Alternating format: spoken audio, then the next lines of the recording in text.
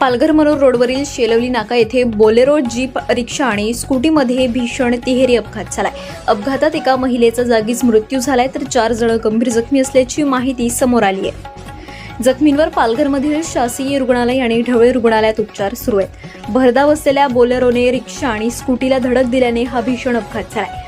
Bolero गाडी ही bullet train प्रकल्पाची असल्याची माहिती मिळतेय. बुलेट ट्रेनची धूम स्टाईल बोलेरोच्या चालकांमध्ये आली आणि याच हा सर्व प्रकार घडलाय. अपघातानंतर जखमींना पोलिसांना माहिती न देताच बोलेरो चालक फरार झाले असल्याचे पोलिसांची माहिती आहे. त्यामुळे महत्त्वाकांक्षी प्रकल्प जिल्ह्यात सुरू असून मोठ्या प्रमाणात अवघड वाहने चालवणाऱ्या चालकांची आरटीओ विभाग व पोलिसांनी चौकशी केलीच पाहिजे.